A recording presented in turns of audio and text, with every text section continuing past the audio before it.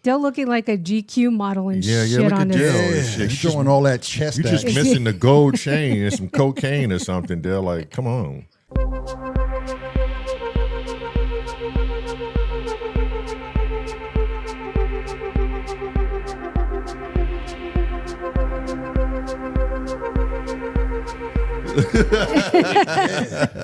In a priest, hang on, let me get a piece of paper across here, and sorry. Yeah, there you I have go. just come back from Ibiza, so you better forgive me. You're good. You're good. Yeah. You just came back from where? Ibiza. Oh, okay, yeah. Ibiza. Yeah, you guys must know about Ibiza, like massive party island, and yeah. No, we great don't. place We near forgive you 50-year-old. for not taking us. Mm-hmm. So Yeah. I've never heard of it until you had a first-hand account on Ibiza without the TH. Yeah. how long were you there for? Was, I'll give you a bit of background. I'll start from the start because there's a tiny bit of background in this. So I guess it kind of links into some important facts about what we saw. So first and foremost, I am not some kind of druggy party animal. Never have been, never will be. My wife, on the other hand, who has never done drugs, I may add, loves the party scene. She loves Ibiza, dance anthems, all that sort of stuff. She goes to clubs, the Ibiza festivals, all this sort of stuff. And because it's her 40th birthday this year, she wanted to go there. So, yeah, I agreed. I was terrified. I was like, my God, this is going to be awful. Like, crammed full of sweaty, horrible bodies, oozing cocaine out of every fucking pore. And it was not something I was looking forward to, if I'm honest. We fly out there and we do one of the big clubs, Pasha, which is one of like the top 10 nightclubs in the world. And I'm just, I've got the suicide pill ready just to end it all,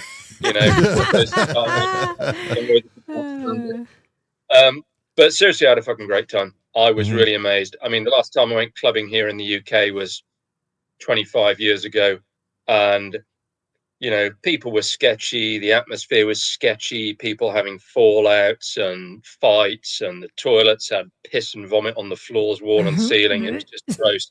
I was just expecting, it's just awful. I was expecting a version of that on steroids when we went to Ibiza, because some of the people on the plane to Ibiza, feral as fuck. I mean, just like, they had stewardesses having words with them. And I asked one of the stewardesses, like, do you ever have the police come to this flight? And she's like, every goddamn flight we have the police. Every flight. Because there's an issue. Yeah. And there was when we landed as well, because some dick splat was smoking in the toilets. So,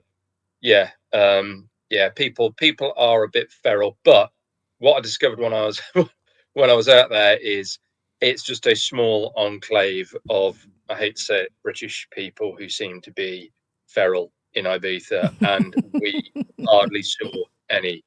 We were in this massive club and I felt really, really safe. There was security everywhere.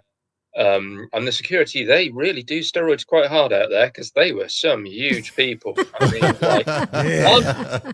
I'm near 200 pounds and 6'3", and I felt like they could snap me like a toothpick if they wanted to, clean the fucking teeth out with my femur. It's just different water. That's all it is. It's just different water. It's just and the Spanish sun, it makes things grow. They grow tomatoes out there and they grow really big, so the humans do as well.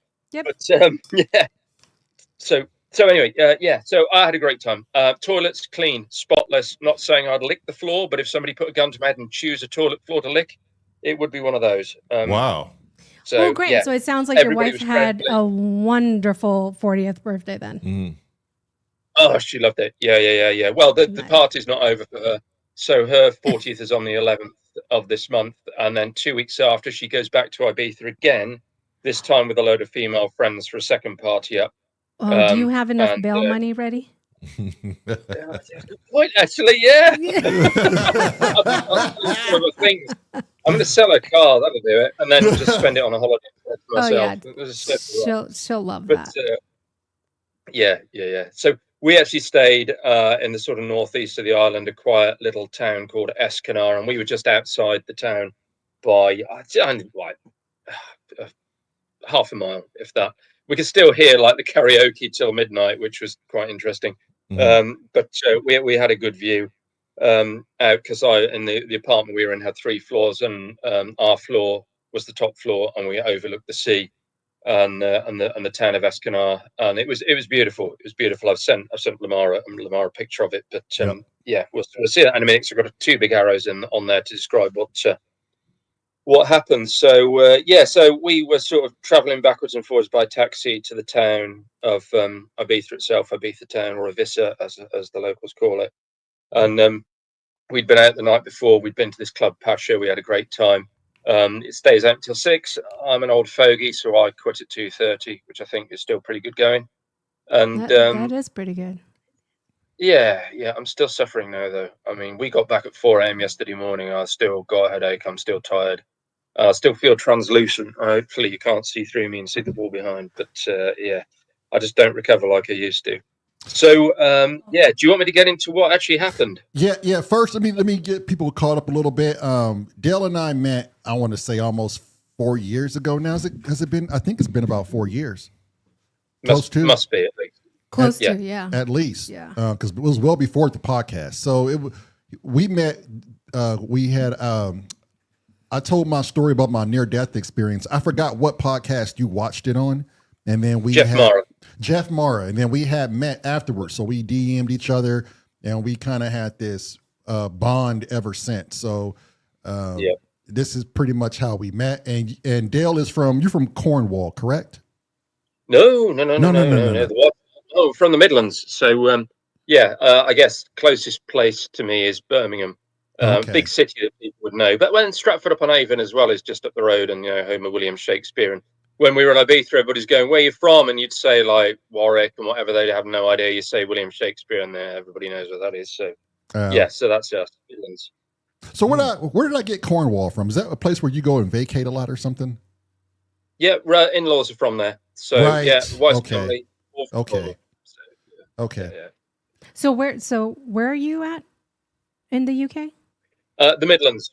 William Shakespeare. Okay. That's where I am. So Stratford-upon-Avon. You lost me. I was like, wait, where is he from? Got it. William Shakespeare is where he's from. Got it. Okay. I'm gonna walk out. It's Shakespeare, yeah. Yep. And then so over the weekend while Dale's out on holiday, as they would say, he comes across a UFO, and he sent me pictures, and we talked about it, and it was definitely noteworthy to come on and do an interview with him. We only have an hour, but he's going to give us a rundown of what he and the wife saw and what they captured on camera. So take it away, Dale. Let's get going. Yeah. So first and foremost, I didn't manage to capture the object itself on camera. I did dive for my phone, and I started opening up, and I thought, no, it's not going to come out. The light is too, it's too dark, and this bloody thing wouldn't have caught it anyway. So I thought, just keep it under observation. But I did take a picture and sort of draw annotations over it, and my wife drew a picture. So we'd done that Club Pasha. We got home at 3 a.m. We went to sleep. We got up at about 11 o'clock. Had no choice because it's pissing hot out there and there's no aircon in our room. So start cooking nicely in our own flesh. So we had an easy day. Yeah, we had an easy day. We self-catered. We didn't do any drinking during the day. We didn't have a huge amount to drink the night before as well because it's really expensive in Ibiza and I'm a massive lightweight. So there was nothing like that. There's no influence of alcohol or anything like that. Yeah, we were tired, but only a bit tired, and we both saw it. So it's not like you could put this down to a hallucination. So come that evening, the evening after this nightclub, we are sat on the balcony and overlooking the town, listening to the god-awful karaoke. And we playing this game. I'm a nerd, total nerd. I see an airplane. I'm like, oh, where's it going? And we've got this website called Flight Radar 24. Have you ever been on it? Have you ever seen it? No. Oh, God, it's brilliant. I should have brought this up. Hang on, let me bring it up quickly. So it basically shows where all the planes are in the world.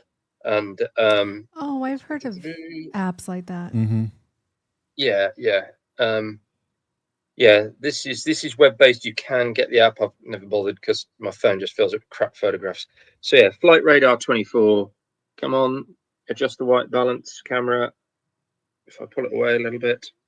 That's not really working for you, is it? It's just all washed out. Yeah, it's still washed out. Out. She's looking for it now. What is it called? Flight balance? Flightradar24.com. 24.com. Try turning that way. There you go. Oh, there you go. There we go. Yeah. Holy damn, there's a lot of flights in there. Oh, that's just over the UK. If I zoom out, so I always get these bloody adverts everywhere. I mean, like, oh wow. Oh man. I've forgotten the statistic. They're more all load in a minute. It just takes a while to catch up. But I've forgotten the statistic. It's something like at any time in the world, there's like 1 million people in the air, not with their feet on the ground. So yeah. Good God. Hang on. Sorry. My work's laptop has just decided to do a bloody update. I'm extending the timer and closing it down. Right, go away. There we go. So yeah.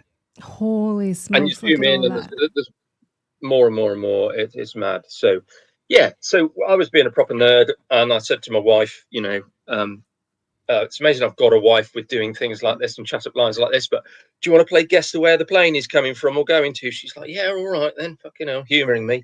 And so the plane, where's it going to? And you're kind of working out the directions and stuff. So we've been doing that for about half an hour. And then I was looking at my phone and obviously verifying the directions of the planes. And then I got on to boring her ass off about motorbikes. Again, do you know what? If she ever divorces me, this is all the evidence you need as to why. Because I'm not nerding out about plane flight routes. I'm nerding out about motorbikes. But yeah, so I'm just telling her about a motorbike I'm going to look at this week. And I'm looking at my phone. And I look up because there's a plane. Now, I'm going to do this from my perspective, okay? So it'll be mirrored for you. But there's a plane, and it's coming up across like this. Well, sort of further away. It's coming up across. It's clearly taken off from Ibiza airport, which is over to our right by about sort of 15 miles. And it's then turned across and is coming over us. And it's sort of going in this direction over us. Mm-hmm. And I'm watching it, and I'm about to ask, oh, where do you think that one's going? And we both stopped. We both went silent at the same time because we both saw it. And where this plane had come over in this direction, sort of down, sort of just off its flight path, there's this like weird silvery wisp. And it doesn't start. We notice it's already moving, and it's moving across in this direction. So sort of almost 90 degrees to the plane direction. But it's going many times faster. And as we watch it, it goes from our right to our left. And it just morphs into this triangle, this really clear, defined triangle, because it was black, like really, really dark black. But the front edge was picking up some of the lights of the city. Now, initially, I thought it had really dull landing lights, or almost like windows lit from inside, like you see in Star Wars, where you get the big ships and you got all the little windows lit from inside. Mm-hmm. Maybe it was that, I don't know. But that seemed to be on the sort of leading triangular edge. And obviously, the night sky is never black. It's always like a really, really dark blue. So we could see it perfectly imprinted on the night sky. And it just went like that across over the top of our hotel. And I was just like, what the fuck was that? And my wife's like, I don't know. I said, you did see that? She's like, yep, I saw it. And then I thought, I was fucking around my phone. I was like, oh no, run out of our room, across the landing to the window the other side. I ran across, I had a look, and it had gone, but the speed it was going at and the amount of time it took my brain to process there was a second window to look at this bloody thing, it had a chance to probably fly it. So anyway, and speed wise, if I say the plane was sort of traveling at this speed to the eye like that, this thing went so wow. Fast. 10 times the speed of that plane. Yeah, real fast. And the thing was, we could hear this plane disappearing off like this, and this thing goes completely silent. We had no noise from this side. You could clear as a bell hear that plane as it was sort of fading away, going over the top of us, and this went. Is that the picture? Is that the picture where you had the red arrow and the blue arrow? The blue arrow. Yeah. So hang on, let me bring up what I said. Yeah, that's it. So the red arrow is the plane, and the blue arrow is the triangle, and that's from our balcony. And at the bottom of those arrows, you can see the town buildings. That's the town of Escanar, and it's the ocean beyond that, right the way to Africa. Okay, is there any way we can zoom in on the blue? Because if the red is the plane, that's not even. You can't really see anything. that photo was taken about an hour after I saw it. Yeah. Okay. Or I need to reference it. Yeah, I didn't get a photo of the thing because I knew it wouldn't come out. It's never going to come out. This thing was so quick. I mean, it was 5 seconds, if that, and like half a second of that, my hand. I looked down at my phone. I was like, no, don't bother. Just look at it, because by the time you've messed around with your phone, booted up your camera, figure it out. Yeah. When that thing went, when it went overhead, could you see? Like, did it block out starlight? Do you think? Oh yeah, totally. Oh, And this is the really interesting thing, because I've been looking at my phone.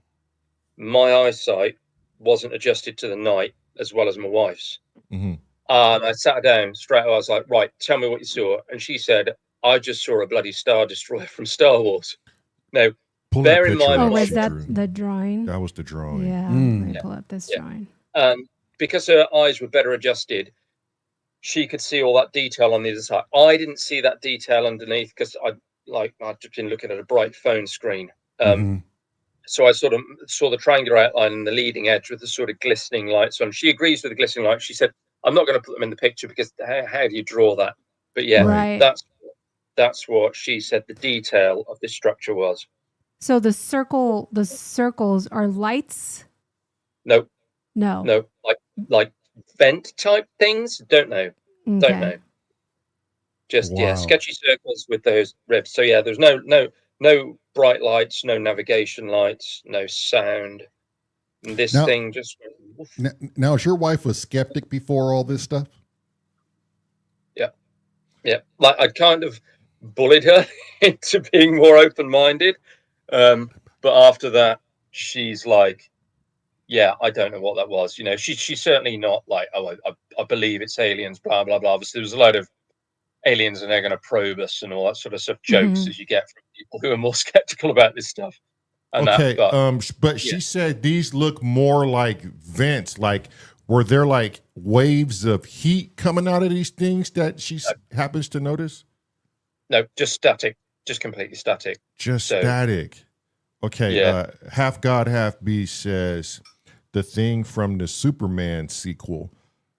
I didn't see. I don't know. I don't remember. Yeah, I don't know. Warheart Art says Phoenix Lights look like that on TV. I remember that it was definitely a triangle. So the triangle shape continuously is a pattern of a lot of people's what people see. Yeah. Right. What about this picture here? What's that? Well, that's an entirely different event that I've failed to tell you about multiple times because I keep forgetting. Okay. Yeah. Do you want me to come back to that one? Do you want to finish? We'll come back to that one. Okay. So, but you clearly heard, and I just want to get, the details out for people to try and understand and try to put themselves there. But you guys clearly heard and have consistently, I imagine, seen airplanes come from the airport. It has a very particular sound. It moves at a very constant speed in which airplanes move at.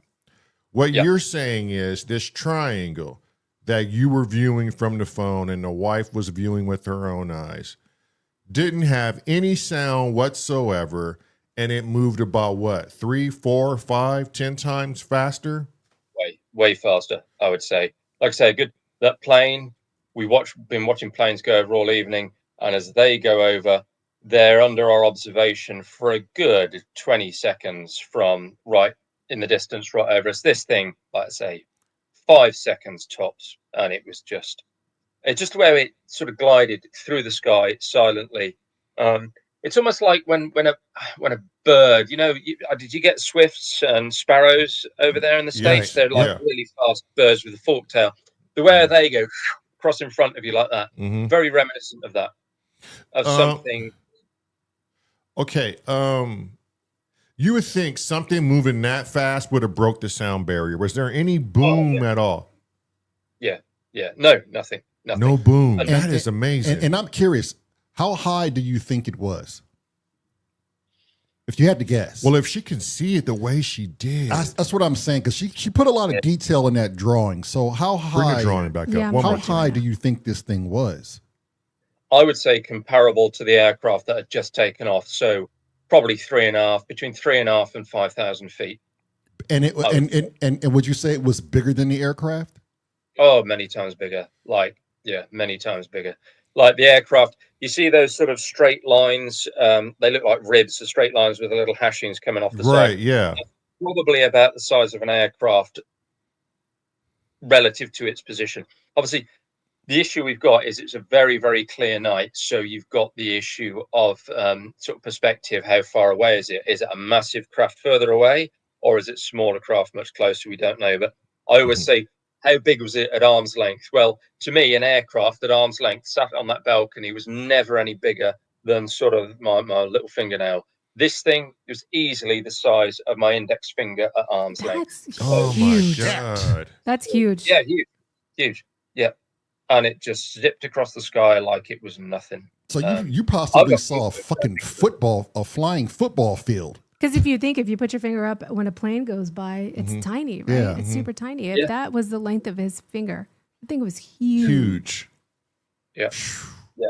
It was majestic. I will be honest. I found it really quite moving because I've been following this subject for decades. My father was into all this sort of stuff, and I have never seen anything like this. I've always wanted to. I've spent hours freezing my ass off, sat in a field, staring at the sky, getting neck ache, and I've never seen a thing.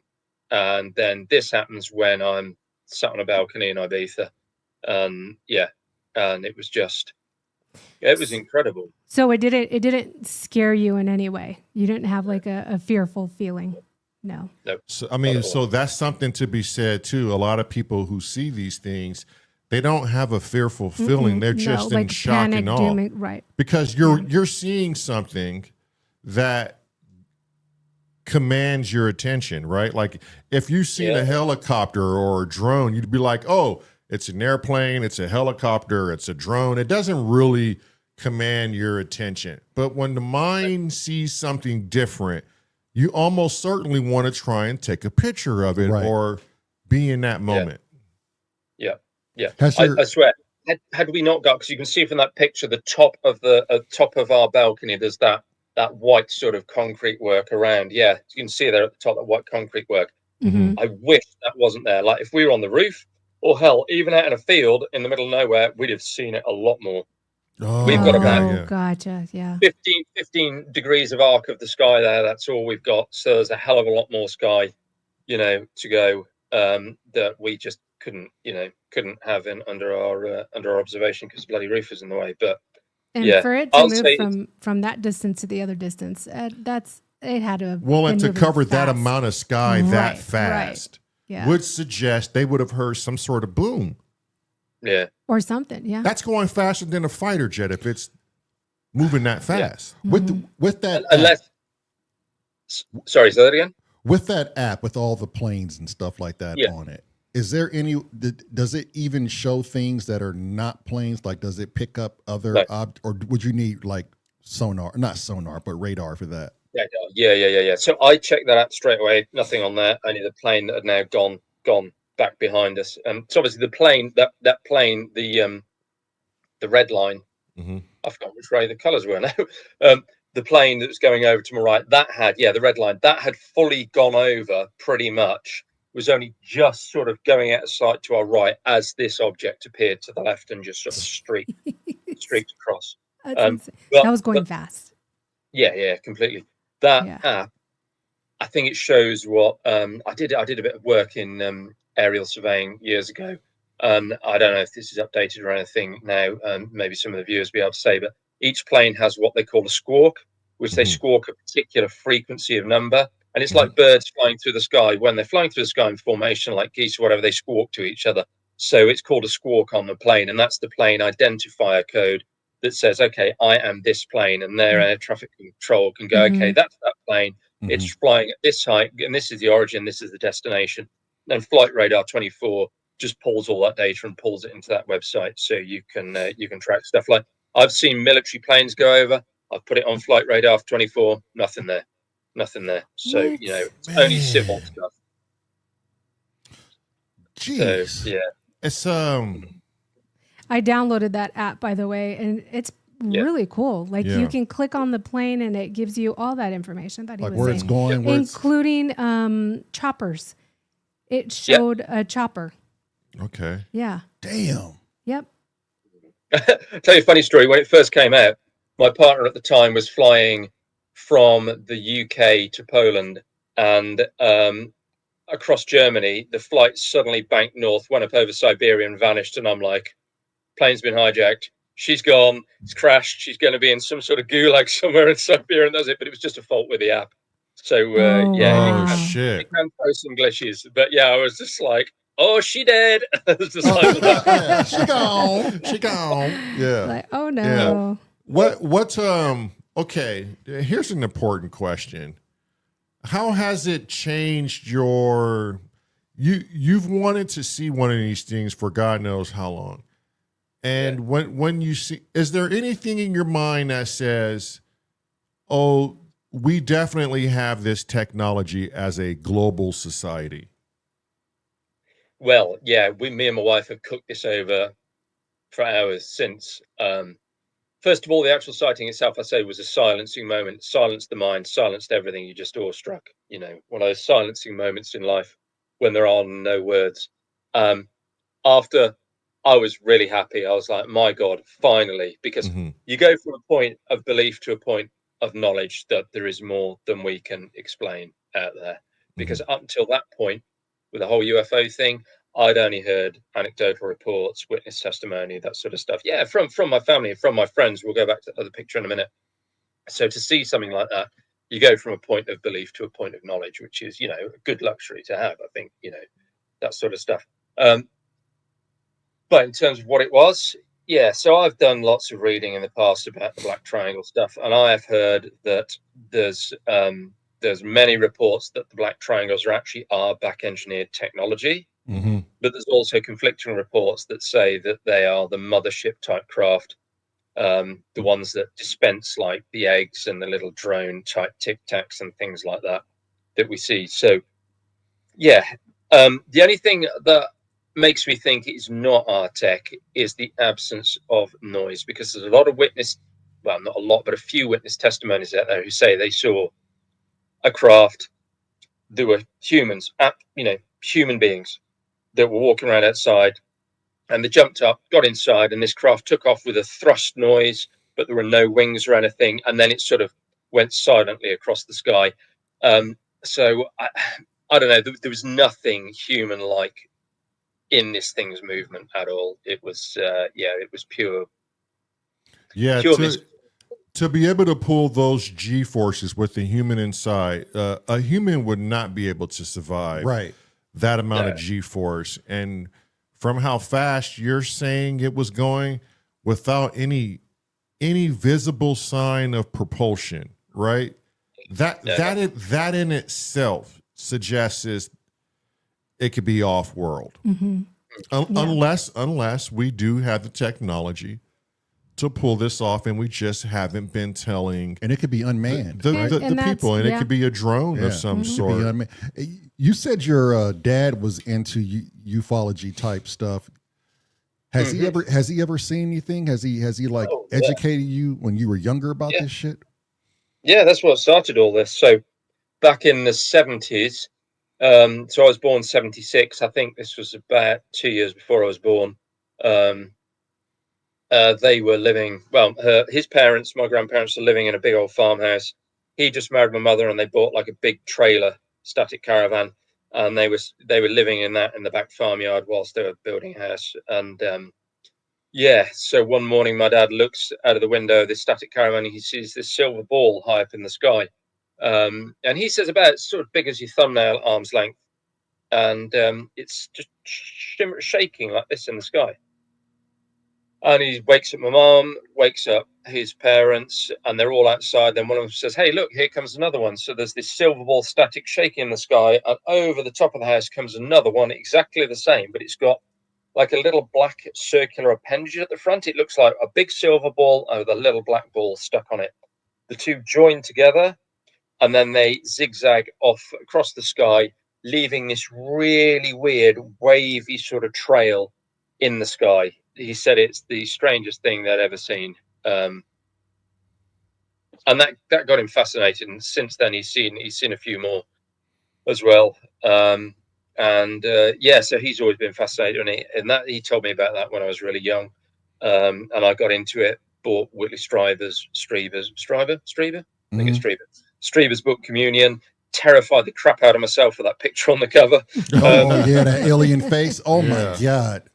That one had to go face down on my bedside table, I tell you, at night. And since then, I've never, I've always wanted to see something.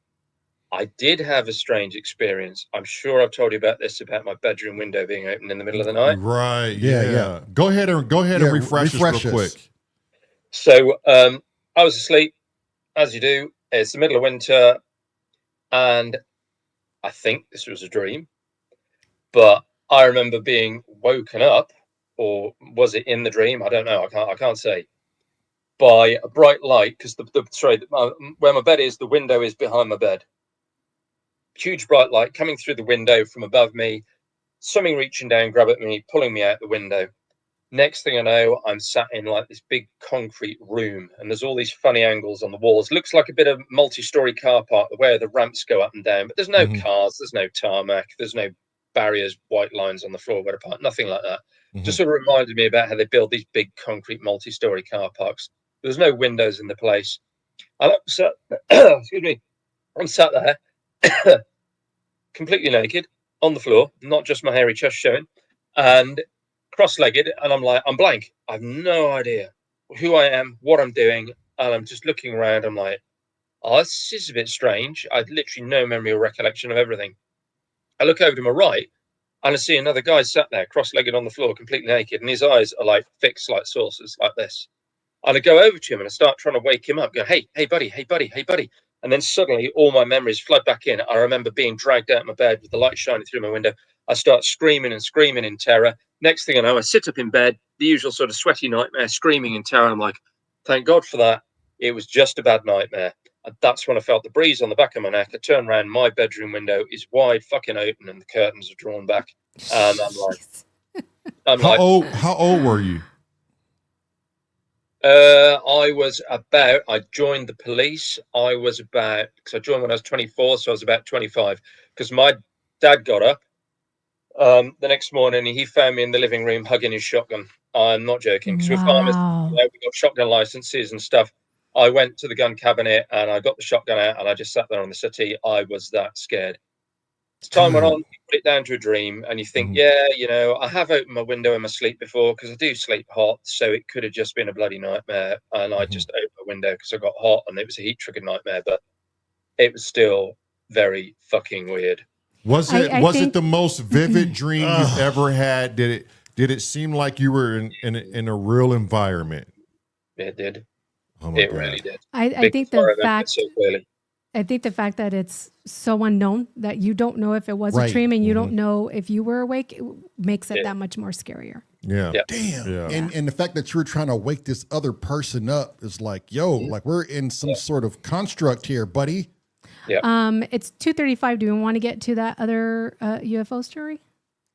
Yeah. Let's go. Yeah. Yeah, let's do that. Allegedly, I was there when this was taken. So I used to run wilderness bushcraft courses, and this photo was taken outside the woodland where I ran the course. So there's a few courses which I didn't attend because I was doing other work, teaching work, and I would employ some guys to run the course. And it was Rich and Ryan. And Rich loves his photography. He's got an SLR camera. And Rich says that one day we were running a bushcraft course, and we were in the woods and we had to walk out to the truck to get some stuff. The truck's parked in a sort of gravel car park about, 500-600 yards away from the wood. Water collection points there as well. So he said we walked out to get some water and that bloody thing was hovering over the field right there. And he's got his SLR out and he took that picture straight away. And he claims me and Ryan were there. I spoke to Ryan. Neither of us have any recollection of this. But Rich is adamant that we stood there and we looked at it for a long old time. It never did anything. It never went anywhere. And we just gave up and walked back into the wood. And I'm like, I couldn't have been there because that would not have been my reaction. I'd have walked over because, as you can see, if you look at the photo, right, I've shown this to many people. They go, "It's the moon in the sky."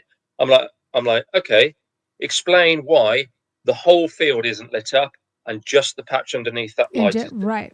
So this is That's over what a I field, noticed. recon. So someone in chat's asking, is this over the field? Yes. Look at the light underneath it. The light does not spread out very far. That is very close to the ground, in my opinion, as dictated by the light on the field. That is amazing. Yep. So, okay, you don't remember being there, but this guy clearly says you and someone else were there. I'm going to try to share it a different way. And I should be able to. He's adamant that we were both there. And I spoke to Ryan, neither of us remember. You know what? You know when you take pictures of light, my camera doesn't do that. I'm not saying it can't be done, but the way the reflection or that light distorts the picture, it's almost like it's casting out things. Maybe he could a different prism. Yeah, type. Or maybe he couldn't see it, but the camera could pick it up. Right. Yeah, because I know he changed the settings a little bit just to capture the light, which is why you can just pick out some of the stars. Yeah, good job. So right here, see how the ground is all lit up just right there. Yeah, good God. Yeah. And nowhere else. So if you zoom out, like Dale was saying, nowhere else. That's nowhere else. Just right there. Yeah. So zoom in again. Go ahead, Dale. No, I was going to say, what is it? You know, and if you look over at the hedge on the right, there's that tiny little speck of light in the hedge. If you pan to the right, that's it. Yeah, just there. I'm not sure if that's a star coming through the hedge. The problem is that's too low down to be a star because of to be a star that bright anyway, because they get really faint when they're low down because you're looking through so much atmosphere. Whether it's a light from a bit of the town or something in the distance, but we've gone back to that spot and stood in that exact spot, and the top of that hedge line still matches. And from the look of that hedge line, the leaves are in, full. The leaves are fully out, so it's not winter. It's late spring, summer, which correlates with when Rich says it happened. So yeah, and it just looks like a torch, a really bright torch shining right at you. Okay, Get Jervis says long exposure would do that if the light source was low enough. So this proves that what, Jervis? The light source is low enough? Whatever this ball is, because looking at the center of it, it's definitely a sphere, right? And it's obviously not a street lamp. Nope. And it's not a torch, because a torch would only light directly to you. It wouldn't light directly underneath it unless right. And if you zoom in, so he's definitely done a long exposure, because if you zoom in, there's a little patch of stars just above it. I believe that's the Pleiades. Yep. Yeah, that's the Pleiades Seven Sisters star cluster right there. Up here. I noticed that. None of those dots have trails, so it's not a very long exposure, because on long exposure night shots, you get like a line instead of a dot from a star, because it's the Earth rotating as the picture's taken. And it looks like there's one here too. And this couldn't be a plane or a helicopter coming in with a spotlight. No, because again, it would be so low that, if a plane's that low over our field, lighting up the ground like that, you got problems, because there's no airport behind where we're stood there, where Richie stood. The airport is in a completely other direction, Birmingham, which is far across to the right in that photo. It's about 25 miles across to the right. Yeah, in that sort of direction over there. And that's wild. And why would a plane come that low at night over just this field? Yeah. And the light would have actually be longer. And are those homes underneath it or vehicles? No hedges, just broken big old ancient hedgerow in the UK. We just gaps in it. Yeah. It's just fields across there. The lights in the distance is the town of Redditch across to the bottom left there. It would be interesting to go back when he took this picture, like the date and time, and search through social media the next day to see if anybody else posted something like this. Yeah. Can you read? Wait, real quick. Tone Smith says if it was a spotlight, it would be pointing at the camera, not down. So the light would be in the foreground. This thing is illuminating every goddamn thing. Right. in its vicinity. Right. Yeah. Nothing extends beyond that. It's like it's where it's going. Yeah, Get Jervis says has to be for the ground to light. Yeah. Low illumination or high or low height. Yeah. Oh, okay. Half God, Half Beats is asking the question. Yeah. Low illumination or low height? Are you seeing the chat, Dale? No, not. I've just got the picture up on R2 sort of video screens. But I think picking out those stars like that, the stars aren't particularly bright. So this thing is really, really bright. I've done lots of night photography. And this thing is many magnitudes brighter than the star, many magnitudes brighter than the full moon would have been at this time. I did ponder, was it a flare? Had somebody let a flare off, but he did do a timed exposure to get a sky sort of like that. On my X, I've got an SLR as well. You're looking at that sort of 10-second exposure, and a flare moves a considerable distance downwards in 10 seconds, a parachute flare. And you'd have got trail. You'd have got trail, and you'd have probably seen the smoke from it being illuminated. There's no trail or anything in that, so it's not a flare. Yeah, it is Spooky Biscuit. It's and you said the exposure. Go back to the stars for that Pleiade constellation.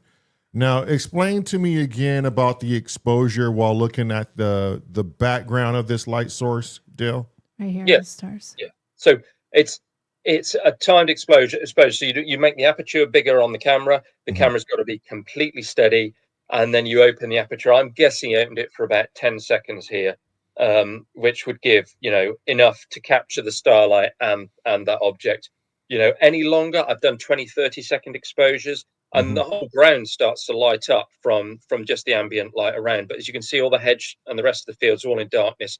So it's not that long an exposure. So I think that is pretty close to what you see with the human eye. When you look at the night sky, it's Marley, isn't it, controlling the photo? Film or digital? Yes, it's me. Yeah, Marley. Can you just pan up to the sort of top left of the photo? So away from the object. Is now, it when film? you look at Dale, is it film? Is it film or digital? Oh, it's digital. But if you look at that night sky, that's pretty much what you see with your eyes. So this is a good representation in my mind of what the human eye would have seen.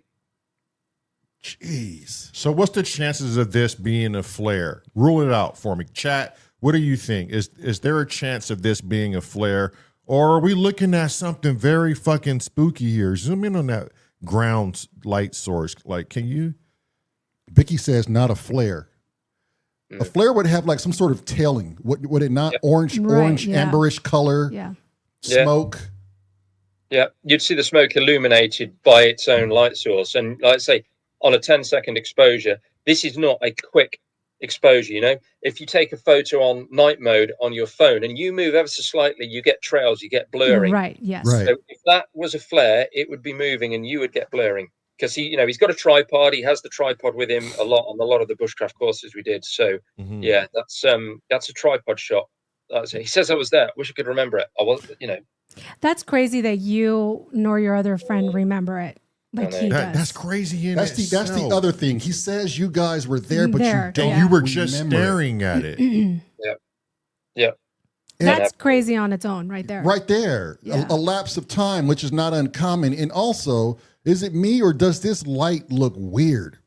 The luminescence of it looks kind of palish. The prisms. Yeah, it looks strange. Yeah. It almost looks as if it's too bright to look at. If you were gonna look at it, maybe, but like how like with your own naked eyes, right? Like if you were there. How does he? Especially look how it lights up the ground. First off, right? Yeah. But if this guy took this picture, and I'm sure he did, what in his mind must he believe? You guys don't remember it. You stood still. Yeah. We were all looking at it. Why didn't it affect him consciously? Exactly. Yeah. Do you still talk to him? All the time. Yeah. I'll get him on. on. Yeah, get him on. We got questions. So I have two pictures that I want to share in comparison to this that I think will help understand a little bit more of taking pictures at night and what it does. Okay.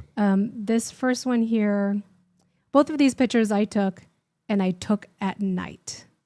So let me share this. Share. Here we go. Okay. Okay. So you see that? So these, you see those tailings in that picture? Yeah. That's from a street light. Yeah. That's what it would do. And then this light here on the ground, that's from the street light to the left, because we have a big, huge street light. Yeah. How long was that exposure? If you can remember? It was from a cell phone. And it Oh, was- okay. Yeah. Super quick. Without going in there messing with any of the settings. Yep. Just a snap and done. That picture is definitely not that. Right. It's By a far. Yeah. exactly. You know what I mean? Like that you can obviously tell that's like what light would look like when you take a picture of it at night. Like that's a common Right. common thing. And then you have something like what we just saw with his picture. It's like it's completely different. Completely different. It's like the source is just and then we have that.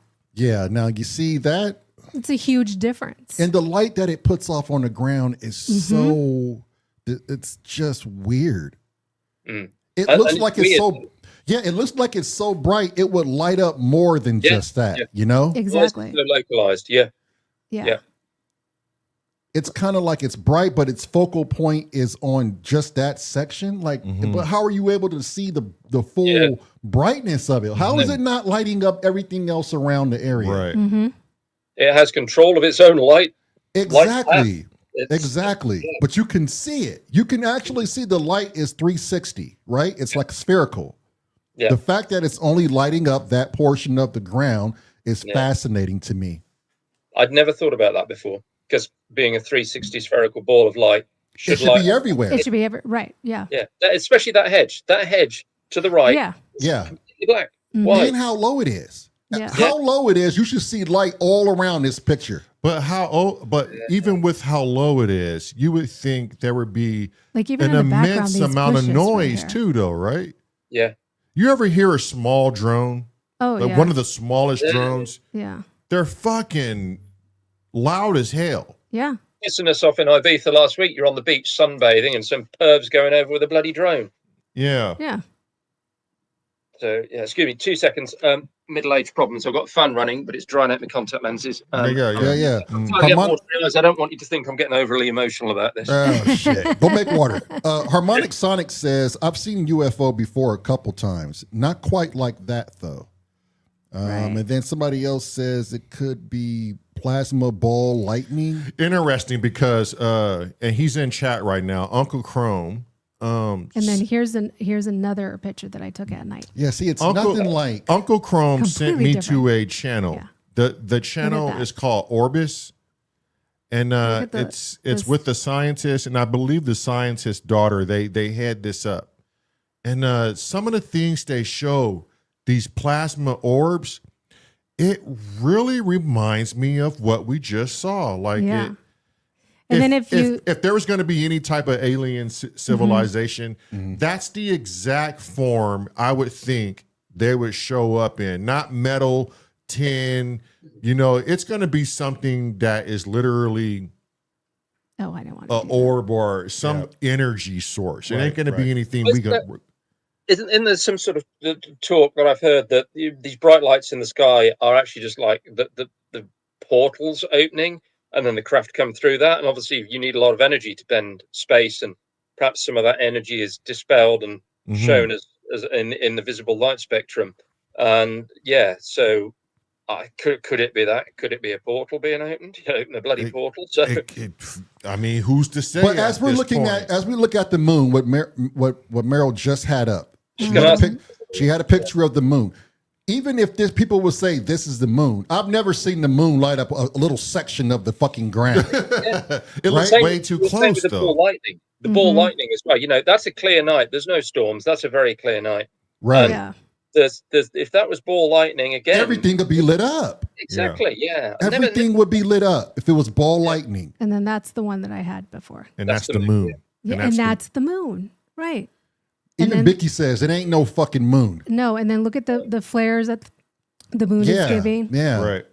Right. And that extra little spot up there is because of the camera. You see, lens flare is lens flare when it comes to artificial light is exactly how I would expect it, or even the moon, right? Yeah. The lens flare from that is so like broken up. There's not even straight beams. Yeah. Right. It's like broken up. Okay, but here's the thing. How are you able, and like Vicky says, we don't know. That's the beauty of it. But how were you able to look at the picture he took with this light source over the field, right? How was this light source able to be so dim, but yet so bright? Mm. Never mind the light on the ground. Never mind that. Right. Yeah. Right. But it's still a bright light. Yeah, it's a source of light, and light illuminates. Yeah. And as we know it, There should have been like all this area should a be bright. beam Yes. straight towards that camera where Right, you can yeah. see the ground right in front of the it, camera, yeah. man. Truncated, isn't it? The whole lens flare is truncated, which again goes in line with our thoughts about why isn't the light lighting up the hedge or anything. It's like it's controlling its own light output and almost stopping it from Right. going beyond the Further, certain hear me area. out. Okay, hear me out. I have a perfect example Okay, of what you hear just me out said. though, real quick. What if we are looking at the actual light source from underneath an object? What if that very light source is the light source that's attached to a fixed structure that's shining down on the ground, and we're somehow looking at it from an angle? Maybe there's a concavity underneath the structure. But where's the structure? Right, it's black, right? We can't see. It's black.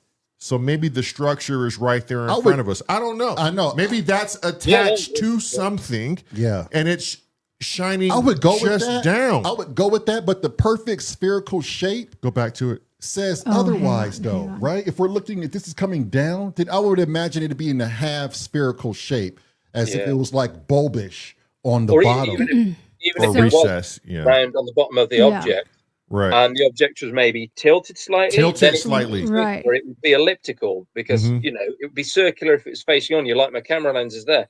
And the Right. more you tilt it like that, the more sort of elliptical that light would become. Mhm. So- Molly, can you go back to the picture that I Well, sent? Yeah.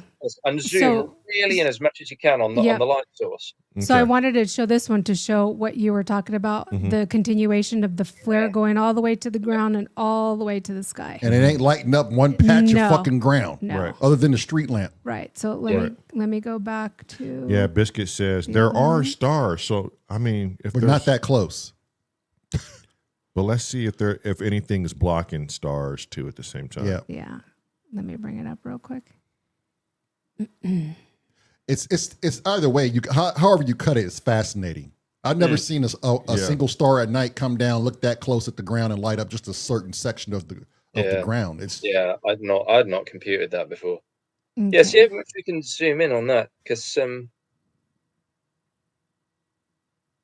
can't see anything, can you? There's a little sort of bulbous bit to the bottom left of light that you Right can just here? see. Yeah, that. What? I Yep. don't know what that is. Yeah, I noticed that when we first were looking at it. Vicky says if it is that bright all around, and the spectrum has color in the spectrum. it Yeah, it's would like be like rainbows. daylight. Yeah. It would. He said it would be like daylight. Yeah, but look at the spectrum even has colors in it, Right. right? It even It's has the rainbow. It's almost like if it's reflecting off of something. Right. Like almost reflecting off Well, of it has to be the itself. lens. it, though, it might right? be the lens. It has could to be the be. Oh, lens. yeah. It could Yeah. be. Could very Yeah. well be the I'm lens. gonna say it's Yeah. the lens. But other like our cameras didn't show that shit. But he has a camera, and I took mine okay. with the phone. Yeah. Yeah. well, those phones are pretty good cameras too. But though. he has what is it, a Canon? Yes, it was as well. Yeah. Yeah, Canon. Yeah, Canons are really good cameras. But I it's mean, still got me how it doesn't illuminate the rest of the field. All that hedge. No, It's no. a 360 ball of Yeah. light. And how far away was he when he took this picture? From the That object? is from my estimation, knowing that field, I've been back to there. So the bit that you said at the bottom that you thought was houses, that is about, I don't know. Let me bring up the location on my phone. I will hide the zooming in bit because I don't, because I don't want people to know where this bushcraft wood is because it's a private sort of nature reserve. I'm going to zoom on it and I'm going to show you exactly where that was. There we go. Vicky says water vapor in the air causing colors. So, hang on. Let me bring you. See that? Come on. Right, I'll turn this that way again. Maybe turn it, yeah. This way. I'll just get rid of all this stuff. Right, so hopefully, come on. There we go. There we go. So I'll try and point with my finger as best I can. He was stood about here on the edge of this wood. And hang on, got reversed this in my mind. Yeah. So the trees that you can see to the right are those trees down that hedge line there. So the object is in the middle of sort of towards the back edge of this field there. I really should have brought a pen or something to do that with. So it looks like it might be like 200 yards away. Yeah. Roughly. Roughly. Yeah. Let me look at the scale on this because Google Maps has a scale as you zoom in and out. So 200 yards. Yeah. Spot on. I reversed that. I got it the wrong way around. It's the other hedge on the other side. Sorry. Right. I saw those tree lines. Yeah. I figured. I figured so. Yeah, because just doing stuff. Right there, the right here on the right. Would be our right corner. corner. Down over this side here, like that. So yeah, it was taken over there. So yeah. That's a pretty big object. Damn, that's amazing. Interesting. Whatever it was. Okay, yeah, knowing that it was 200 yards away, right? This light, freaking huge. It's huge. Yeah. So did it block out stars? How much of the sky can we see around the light to kind of figure if there might not be tied to some kind of structure. It just may be a light. Like it just the orange background from the street light below coming up pretty close all the way around it. Right there. I love that. Yeah. I don't know if you're getting the same, but I can follow that orange quite high up into the sky. And it looks like that light is lower than that tree line back there. But it's still closer to the camera, or it would have lit that tree line up. Right. Too. It's away from the tree line, but it's probably lower than the tree line. It's got to be in the middle of the tree line and where he's taking this picture. Yeah, it's weird. Like Vicky said, it's weird. Whatever it is, it's weird. Definitely unexplainable. It's definitely strange. It's a phenomenon for sure. Now, I know there's ball lightning, right? But we've seen that. It would light everything But it was up. right. That's bright as shit, man. Yeah. It's and no focal point. And it'd be way higher than that. Yeah. Well, that one, it was in where was it? Nebraska or Idaho? Yeah. They got a picture. You can pull it up on YouTube. Yeah. Ball of lightning. It's a ball lightning. But the jury's out if the jury is out on that. If that was even ball lightning, because that's not how ball lightning, they say, doesn't really get that close to the ground. And that shit was so bright. It was still daylight. Right. And it was illuminating everything. Yes. Yeah. This is a focal point of light. Joplin spooky you get lights. kind of arcing noise as well, don't you, from ball lightning? Yeah, you get popping and cracking and from what I've seen, from what scientists say, it only lasts so long. It's a really quick event. It lasts maybe a few seconds more than an average lightning strike, and that's it. No more. They don't really move. But these from people, right to left, up and down. It's just a ball of lightning, right? And people can get it confused with, was that an orb or an object? Yeah. So I know Dale has a hard stop in an hour, and it's 2:59. So if you guys have any closing questions? Huh? A hardish stop. I'm all right for a couple more minutes. Oh, okay. Okay. I am required at 8 o'clock, but let me just drop her a quick message. She's downstairs in the house anyway. We don't want to upset the wife. So there's a Joplin Joplin spook lights. See if you can't find it. I sent it to you, Matt. Okay. It is plasma ball lightning. Yeah, Vicky, and apparently it can only do so much as far as movement, but it's definitely a very loud sounding. Well, they got a picture of this one. It was staticky. It was on the ground for 20 seconds, and that shit was moving.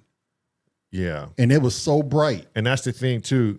If we get Chrome or Bicky, if you can look it up, it's not supposed to occur close to the ground at all. Right. I guess it would just Earth, wouldn't it? Just straight down. Right. Yeah. Oh yeah, just slight tangent while you're looking for that. I spoke about Flight Radar 24. There is also a vesselfinder.com, which is the same but for ships in the ocean. And every single boat, ship, fishing boat, they're all on there. So yeah, I see on cliff tops doing nerd shit like that as well. So very cool. In Rich Valley, Alberta. I gotta check out that ship one. On camera by Global News watchers Ed and Melinda Party. Oh, it's in Alberta. This glowing blue ball of light is called ball lightning, and it appeared behind their home just moments after a very intense lightning strike occurred. It lasted for about 23 seconds before they heard a pop sound, and then the light quickly disappeared. Now, although ball lightning is very rare, there actually have been over 10,000 Is it that close to the ground? Yeah. And look how bright it is. Jeez. Reports from pilots, sailors, scientists, and everyday people. But only a handful of them have actually been documented in a video this well. Ball lightning can range from size from grapefruit to basketball, sometimes even meters wide. And the light can vary from red to blue to orange or yellow. Well, that's a huge ass light. They ain't no grapefruit. Found sort of just above you get one hell of a sundown from that, wouldn't you? Hover right you above where the lightning strike actually occurred. However, there have been reports of these balls actually moving and sometimes even moving through windows and moving indoors. That's insane. Ball lightning is not an optical phenomenon. It is a real thing, and it's caused by intense thunderstorms. But scientists are still trying to figure out the exact cause. Now, there are several theories, and one of the most widely accepted theories is that the lightning strike actually vaporizes silicone in the ground, which is found in some soils. And then the silicone so it wouldn't happen oxygen everywhere. In the air, it would just happen in a certain glowing places. Plasma ball just above the ground. There's another theory that suggests that the lightning ionizes particles in the air, like gases or water vapor, and then it creates this clump of ionized plasma, which glows and sort of hovers just above the ground. It looks like it's moving right now. Right. Has been partially back and forth. It is. Yeah. Yep, just going to the left or right. Have actually matched all the properties that have. And look how it lights up everything. Like the ball right, all around. All around. There ain't no focal Ed point. and Melinda are very lucky indeed to have three been things able to that capture. You know, initially on viewing that, you'd go, oh, wow, it's ball lightning. But there's three things that strike me. One is the intensity of the brightness. You know, that guy got the camera set up to capture the stars. That was ball lightning. It would have whited out the whole shot. The whole thing. Oh, yeah. At night, too. Yeah. At night, it's a wrap. Everything would have been lit up. Yeah. Second is the duration he said it was there for. He said it was there for ages. They stood there for 10, 15 minutes watching it. It did nothing. It just hovered there. It just stood there. Well, and wiped my mind and anally bloody probed me, clearly. And the third thing is the clouds. There's clouds. It's clearly a storm there. There's no clouds in my buddy's photo. So zero. Yeah, zero. Yeah. You can see the stars in the distance clear. And more importantly, you don't even fucking remember it. So the thing that worries me, that's the weird part. That's the weird part. You don't remember being there, seeing this light. Like that's part of the story where it gets even more fascinating. Where in Alberta was that? Chrome is asking. Just Alberta, Canada. I don't know if it was. Yeah, I didn't say specifically. I don't think. Because isn't Chrome from Canada? I've had the 2-minute warning from She Who Must Be Obeyed. Yeah, she's cooked dinner. She cooked a lovely dinner, and we got to go out and that. But let's say the one thing that occurred the other night with the triangle is I was like, shit, man, the last time I allegedly saw a UFO, I don't remember anything about it. What the hell is going to go down tonight? So I can't just sleep with one eye open. Is the door locked? Like, you know, sleep in a bloody Faraday cage. So yeah, but like I say, nothing like that. You know, my buddy could be mistaken. I think we need to get him on. He'll, I'm sure, be very willing and open to talk about this. He's very fascinated by this kind of stuff anyway, especially since that photo. You know, he's very open-minded to the possibility of things. Yeah, go ahead and set that up. And just, very cool. Yeah, let us know, and then we can get him on here. Yeah, and you know, just by him saying you guys were there, you don't remember it, just takes me back to that dream you had where you were in that weird structure and you were trying to wake up someone else. You know, like. But yet you don't remember actually even being there, but Right. you were there. Yeah. Was it a dream? Was it not? Yeah. So all that stuff to me, you know, It's fascinating. for one person to witness all of this and be surrounded by it, it just makes it that much more interesting. Yeah. The Well- And it unknowns. makes you what you want. You know, you want answers. You want answers. We all Right. do. Yeah. What's Right. going on? You Yeah. know, Yeah. I hope by Yeah. putting my story out there, I get a little knock on the door from the men in black. Because threaten me all you want, but I got some bloody questions. Yeah, I'll go quiet, but you got to tell me what the hell is going on first. Yeah. Right. Yeah. Yeah. Yeah. I think we would We'll have a all want deal. to know. Stay quiet and just want to know. Yeah, exactly. Yeah. Well, Yeah. thanks so much for coming on. Yeah, thanks, Really Dale. appreciate it. we gotta have you back Yeah. for a longer, For sure. a longer Yep. discussion. For And sure. Yeah, it- there's so much to unpack with all this sort of stuff, isn't there? You know, with the life after death stuff as well. That's something you know we really need to have another good old chat about. I've done Mhm. Yeah. loads of reading and research and one thing and Mhm. another, and I've had experiences, and Mhm. some of it I can't share because it involves other people who have had bereavements. But yeah, some sort of fascinating sort of things. And look, I'm in this fortunate position. I've had a lot of experiences, but one thing that I always say when I tell people about it, and I'm open to sharing this stuff, you do get mixed reactions. The one Mhm. thing I say is every single one of them was entirely different. So if Yeah. it was produced by some sort of psychosis, some kind of Mhm. issue I have mentally, wouldn't they all follow a same pattern? Yeah, every You Right. would, single one was you would so think so. You would You would think. think so. Right. Yeah. Yeah. Like- Yeah. from.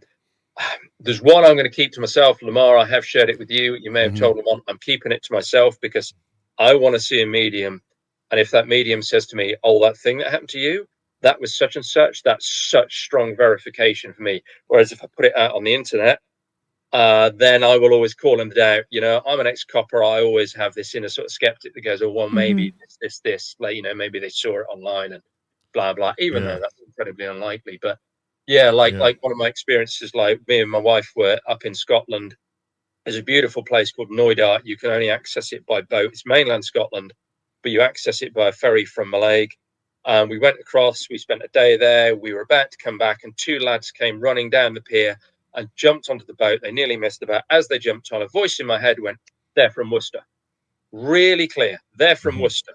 Like a knowing. And it was just so strong. They sat next to me. I went, "Where are you from, lads?" They went, "We're from Worcester." I was like, that was so weird because it wasn't a Right. hunch. It was like an absolute certainty. I know these guys from Worcester. And I've had that happen a few different times, maybe 3 or 4 different times. Yeah, along with some very different fringe sort of experiences. Glitch in the Yeah. matrix. Right. Clairvoyance. Well, I yeah. mean, you know, before you go, I think it's best to say this too, and like this is just more evidence that stacks up. Is you used to be a cop in the UK, you have to go through a psychological evaluation. Yeah. These are all things that they pick out of people. My wife went through one, I went through one, Lamar went through a couple of them.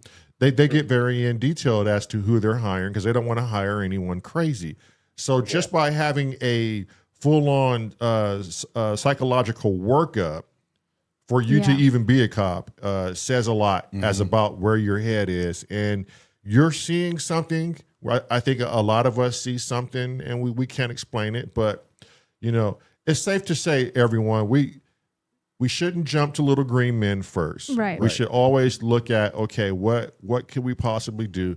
How far behind are we with technology? And then, yes, there could be something visiting this planet 100%. Yeah. We have to think about things like that. And the thing is, like, I don't know if you follow Ross Coulthard and News Nation and all the sort of stuff there. And the one thing that he said that really resonated with me is this whole UFO UAP thing has less to do with little green men from another planet and more to do with what happens when we die. Right. Mhm. Yeah. Spiritual nature. Yeah. Yeah, so I've watched a whole lot of stuff and read a whole lot of books and done a whole lot of research and digging deep, and I've come to a few conclusions that I think I'm going to miss my dinner, but screw it. I'll just verbal diarrhea at you for 2 minutes. That Don't get in I think trouble. what we're dealing with here, if you take our sort of evolution to its extreme, we're already starting to uncover what consciousness is, and that it's quantum vibration, the wave particle collapse. And the work of Sir Roger Penrose and Stuart Hameroff have already identified areas of our brains and the brains and in all living matter where these quantum vibrations can be held. They're held captive in sort of what they call sort of aromatic benzene rings that form these microtubules that exist within the neurons in our brains. And Penrose originally postulated that consciousness was some sort of wave particle collapse from, let's just say a quantum field, just simplify it, a quantum field held within the brains of living things. And everybody said not possible because there's no structure there that could hold this, because to hold a quantum field, it needs to be near 0 Kelvin and absolutely dry in our brains, like 36 degrees. And mine's certainly soaking bloody wet. I hope everybody else's is. But I think it was like late 2000s, early 2000s, an anaesthetist by the name of Dr. Stuart Hameroff got in touch with them and said, hey, we found these structures in the brains where I think these quantum fields of yours could be held. And, we call them microtubules. And there's loads of interviews out there with Hameroff and Penrose. Now, Hameroff is more open about the sort of, parapsychological implications of this. Sir Roger Penrose, he's Oxford laureate. He's really sort of quite British, stiff upper lip. Doesn't go down that route. Professional career to think about and all that sort of stuff. And the sort of backlash people get from doing this.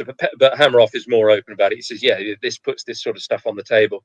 A Japanese researcher in 2014 actually measured quantum vibrations in these microtubules in rat neurons. So we're already getting to the point where we kind of have a working theory of how consciousness can be held captive within organic matter. Now, I don't know if you saw the interview with Ross Coulthard and I've forgotten his name.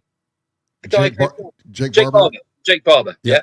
And he said the craft connected with him consciously. And I was like, well, yeah, do you know what? If you're an advanced species, you've already worked out what structure you need as a home for consciousness, or put it in your bloody vehicles, put it in your machines. And then you'll get to the point where you'll be like, actually, do you know what? Do we really need to breed and trust evolution anymore? We can just genetically engineer and grow what the crap we want. And then we can say, oh, you know what? My consciousness is now going to go in there. And you can build this whole world of just like interconnectedness with devices through putting in microtubule technology. And what I think is, I'm coming to the conclusion that these non-human intelligences are spiritual beings, and they have just constructed their own vehicles, their own bodies that they hop into as and when they need to, just like we hop in and out of different makes and models of vehicles, like cars and buses. To them, bodies, life forms, they just hop in and out. I mean, it's a possibility. And it gives plausibility to Rupert Sheldrake, right? Where one set of prime or what is it? Monkeys figure out how to do something new on one part of the world, and on the complete opposite side of the world, a different species of monkeys figure out the same thing simultaneously. Yeah. Instantly. Because it's net, isn't it? He talks about this sort of conscious net that I've forgotten the actual terminology. Morphic resonance. That's it, Bicky. That's it. Yes. Yeah. And the morphic fields. Yeah. Right. So I think it all ties in. I think, at the end of the day, the secret would be if scientists figured out that yes, there's an afterlife, and yes, we are not tied to these bodies. I could see how that should be kept a secret, and I could see how that will ultimately fuck us up mentally because we're not ready for it. Yeah. You're not supposed to be ready for it until you pass this dimension. And yeah, totally. I said for many years, we are not evolved enough to know, because if it came on the news tomorrow, life after death is proven, it's a real fact, there is a heaven, within 24 hours, half the world's population would have killed themselves. The remaining ones would go around killing each other for fun because, hey, I'm not really killing anyone. I'm just sending them to heaven, Right, right. Grand Theft Auto in a real life scale. I said that for years. And there's a film now based on that. It came out, I don't know, maybe 10 years ago. It's called The Discovery by Robert Redford. Yep, I remember seeing that. Yeah. Yeah, Robert Redford stars in it. Yeah, and it's set in a not too distant future where Robert Redford is a scientist who's proved life after death. And the world's population is at 5% of what it was. And there's slogans everywhere saying, don't kill yourself, it's not worth it. And people are going, oh, how's your brother today? And, oh, yeah, he's gone. What do you mean? Oh, we committed suicide to get there, and you can see that happening here because we are not sort of, well, I don't want to do people a disservice by saying we're not morally and spiritually evolved enough, because this world is a hard place. I did a sort of mental test with myself. I said, if it was proven to me that there is a life after death, what would I do with that information? Would I carry on living, or would I kill myself? And I was like, I'd carry on living. Of course I would. Then I thought, hang on a minute. Just say someone really wealthy like Richard Branson came to me and went, you got to give up your life, but here is $10 million. You can have my private island, live in bliss for the rest of your life. Would you take it? I'm like, fuck, man, of course I would. Of course I would. So you're telling me I would take Richard Branson's offer, but I would turn down heaven? No, of course. Most people would be one bad day away from going, screw this shit. I don't need to be on this ride anymore. Right. Yep. That's where we're at. That's where this is why I've always said we're given enough proof to give us hope, but not enough to give us proof. Right. And so what would you learn if you did that? What would a teenager learn if they knew, okay, there's something after this. I don't have to really go through this. Fuck it. Because at the end of the day, human beings are LLMs. LLMs? Yeah. Like learning models for like AI. Essentially AI.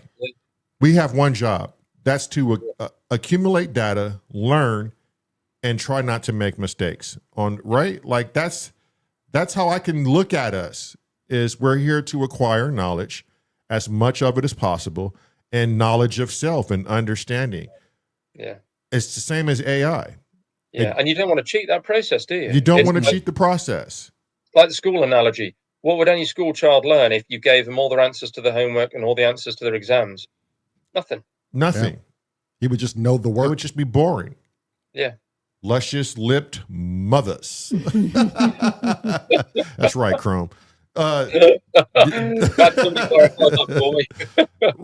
But I mean, you could look at everything and say, hey, we're relatable to everything, and even AI is a rendition of us. So yeah, if that's the case, I don't want to know.